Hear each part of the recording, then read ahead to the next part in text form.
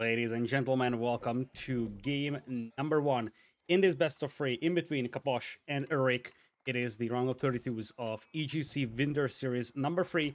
Down south, we will have a very open relic stuttered part of the map, and on the right, we will have Erik playing as a Rus in red. Left side is also going to be Rus for Capoch in blue. So Rus mirrors to start off on Arabia. As mentioned before, the south is going to be stacked with relics. Up north, you only have one, so most of the fighting at the beginning of Castle Age will be coming down at the southern part of the map for all those relics. You do have a hunt in front of the base for Capoch, and two hunts rather close to each other for Erik, the south of his base.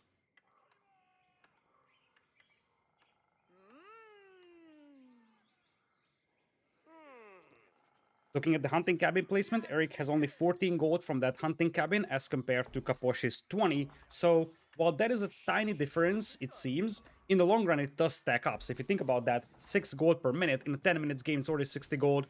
In a 30 minutes long game, that is going to be 180 gold. So a couple of extra bits of gold. As I said, it's not something gigantic, but especially in a mirror matchup, those little things can matter. So at the beginning of the game, that's going to be a nice little extra bit of gold here for Capoch. He's already popping out the scouts from the hunting cabin, as you would expect, and Erik will do something very, very similar. So far, both players have been going for the deer patches themselves, but it looks like Erik is able to take down some hunt from Capoch here, even aggro as a wolf up north. So as things stand, Capoch is only at 85 bounty, Erik is at 185, and he's about to trigger a second wolf. So considerable advantage when it comes to gathering all that bounty for Erik here. And you see, Capoch is looking for the hunts, but he's unable to find basically anything.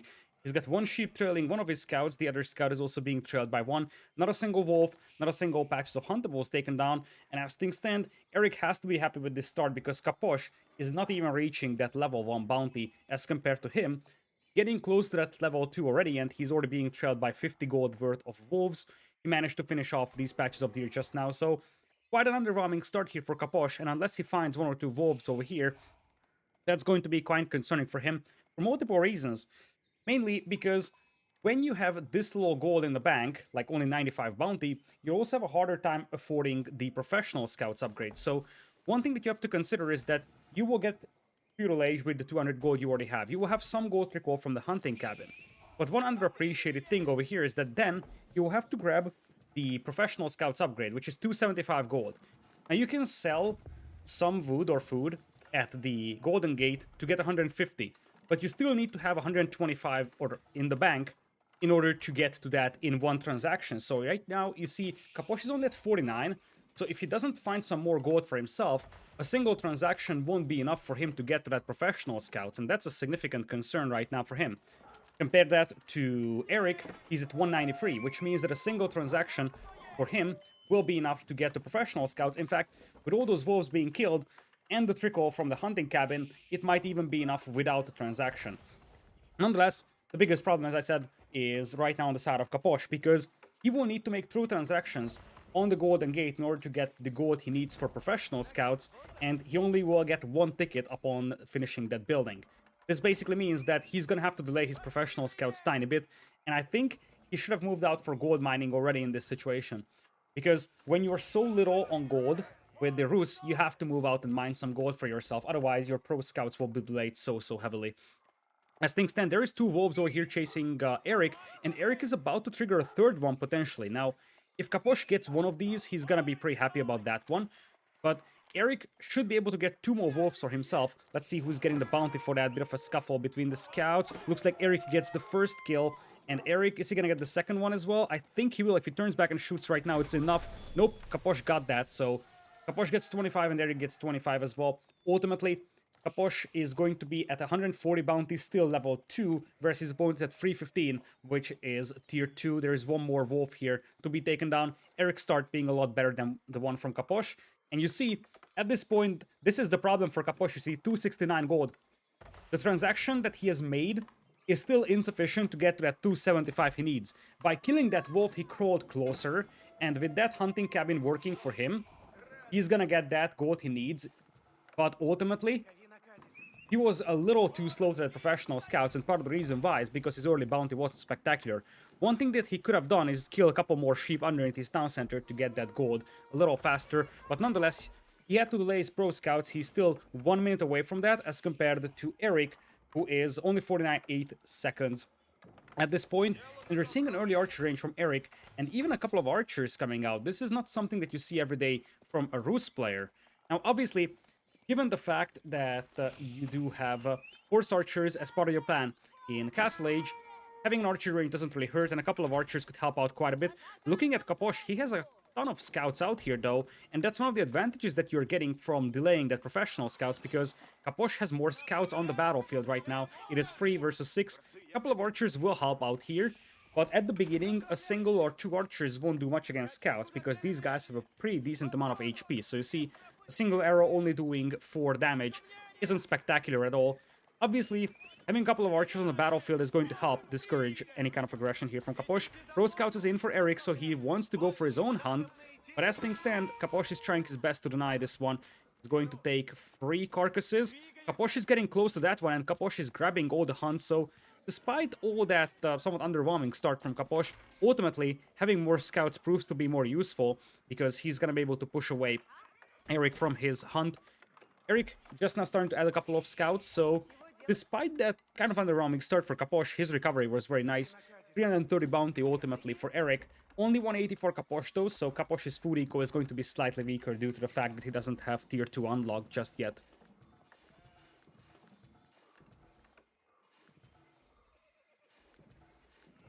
We will have quite a lot of hunt being taken in here for Capoch. He already has dozens of scouts out here, 7 to be precise, so he can swoop up an entire patch of huntables. He's already taking his own. And you see, at this point, Erik is just now finishing up with his own patch of huntables. So at this point, as things stand, Capoch is going to have a head start when it comes to collecting hunt, because he took away some hunt from his opponent, and it looks like he's also heading forward to the second patch of deer that belongs to Erik, and he's got a legitimate chance at taking 1 or 2 carcasses away from his opponent. And of course, moving up north, he's also going to start swooping up his own hunt. I love how he's splitting up his scouts. He knows exactly that he won't be able to take 7 carcasses from here because he's a little too late to the party for that. So he's only going to send 4, see how much he can pick up. It looks like it's only going to be 1 carcass that he can take, but, well, we take those. Whereas on the north, he's going to take all of his hunt. So ultimately, as things stand, Capoch was able to steal a couple of carcasses from his opponent. Looking at the resource bank, we already have Capoch with 1,300 food. That's a gigantic amount of food here for Capoch already. Whereas for Erik, it looks like he's going a lot more aggressive on the feudal age pressure, and this is not something that we see every day from Rus. Spearmen and archers. Now, here's the deal.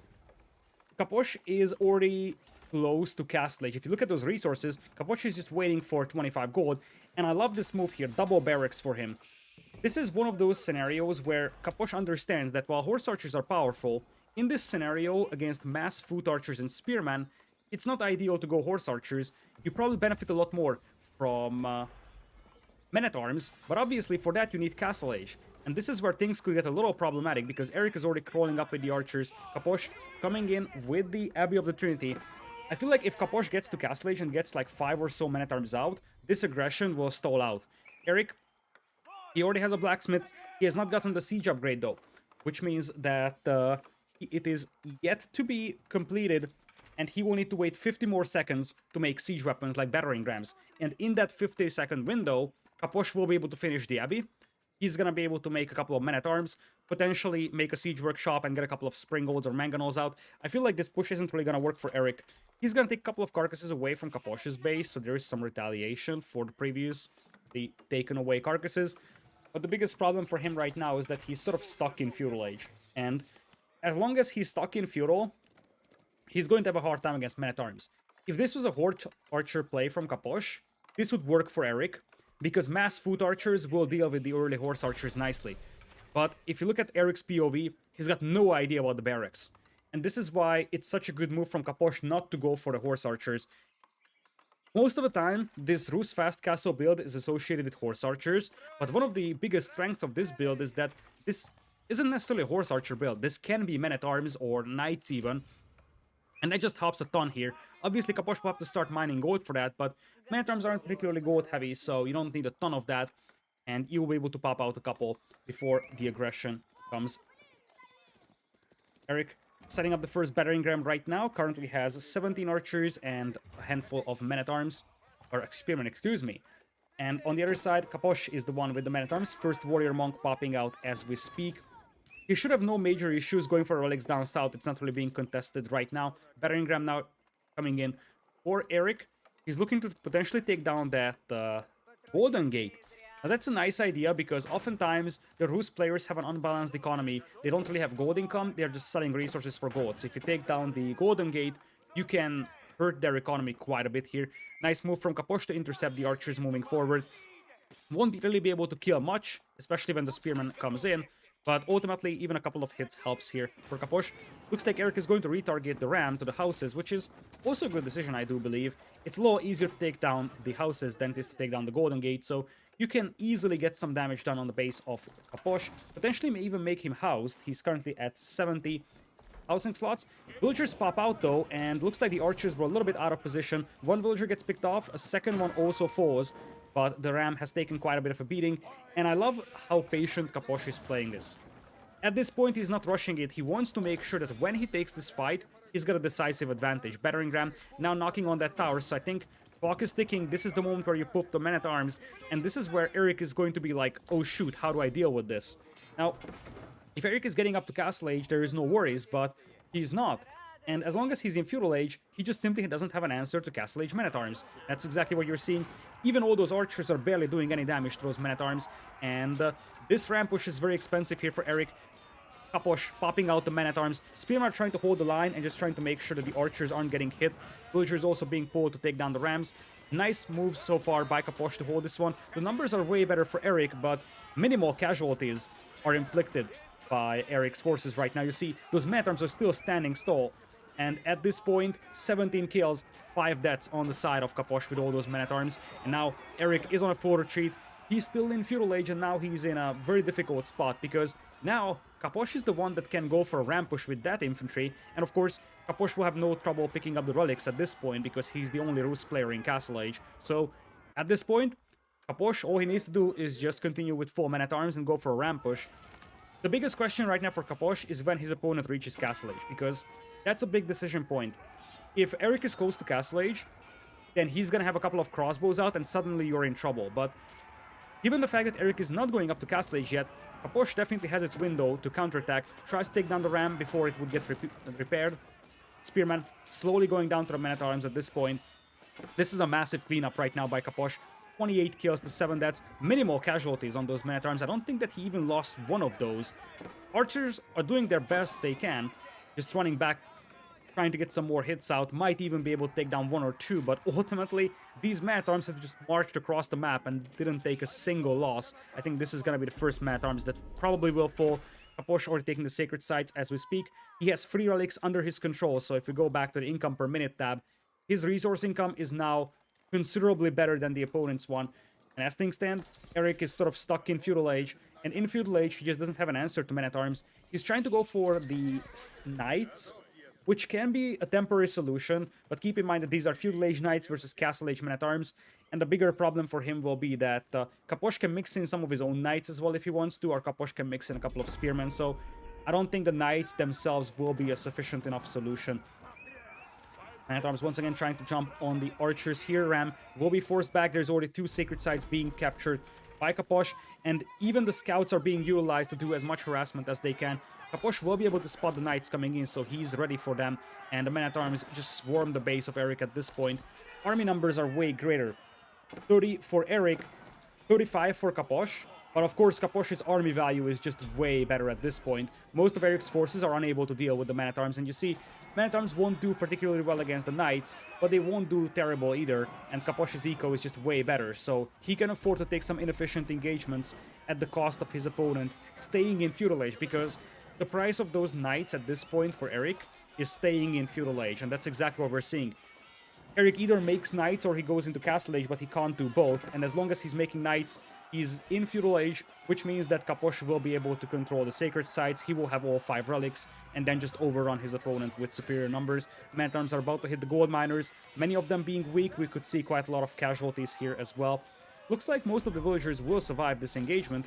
Now Capoch's push seems to stall out a tiny bit, but ultimately, Capoch has 3 sacred sites, he's got 3 relics, and now I feel like, given the fact that you're seeing more and more knights on the battlefield, this would be the moment where you could consider a switch into horse archers, because the number of foot archers is decreasing, your man-at-arms have mostly been cleaned up, might as well think about horse archers now. Capoch triggered the sacred site victory. I think Erik will have his window to neutralize one sacred site. The bigger question is, how is Erik going to deal with what is a massive economy advantage on the side of Capoch? 3 sacred sites right now, and you see Capoch is moving out all across the map to grab all those berries. Would be lovely to see him also going for the boars, because that's just a ton of food to work with. One boar is up north and one over here. Neither of those have been claimed just yet by Capoch. Looks like he's retreating, also mixing in his warrior monks into his army now for the Saint's Blessing. He's done picking up relics, so now his warrior monks will turn into combat units. As things stand, he's still going for a man-at-arms play. Little stubborn on that department, but now he's switching into horse archers. That's probably the right thing to do at this point. So many knights are out. There's still a couple of archers out, but obviously, in the long run, the mobility of those horse archers will help a lot. The army of Erik is just heavily battered right now. Multiple knights here on 1 HP, and that warrior monk might actually be the hero. You can focus down those 1 HP knights and just kill multiple one of those. Looks like one of them were indeed taken down. Man-at-arms still doing a decent job over here, and with how heavily damaged those knights are, the Man-at-arms will perform quite acceptable in this fight. And of course, at this point, Capoch doesn't need to sweat this one. He's got a pretty massive lead when it comes to economy, so really, as long as his opponent is stuck in Feudal Age, Capoch has all the tools in the world to make this happen. Would be nice to see even a Mangonel from him potentially, because that could do a ton against those archers, trying to make sure that they don't run away all the time and start shooting at those men-at-arms. Men-at-arms still doing a decent job though, and now you see, as the men-at-arms are fighting the knights, you're going to see some horse archers swooping in to hit the gold mine. You will still need to make sure that those archers won't be able to hit the horse archers though, because that's probably the major danger here for Capoch. But ultimately, he's able to isolate the knights from the archers, and as long as the archers are in retreat, the horse archers can come in and start killing villagers. This is a next to impossible task right now for Erik. He's behind 1 age in a mirror matchup up against 5 relics, with what is an otherwise very exposed gold mine as well, and he's just losing way more than what he's destroying. Even though the KD is relatively even, this is a little misleading, because Erik is using some quite expensive units, the knights, and of course, his forces are also way inferior in terms of technology, staying in Feudal Age. He tried something very aggressive, and this would have potentially worked against the horse archer play, because against the horse archers, the foot archers perform well. Nice diagnosis from Capoch to go for men-at-arms here. That was the key moment. He decided to go for men-at-arms upon seeing the spears and archers, so he was able to pull off the fast castle, and then just utilize the fact that he's got a powerful castle age unit that his opponent has limited tools to counter, and ultimately ended up winning game number 1. Pretty decisive performance, I would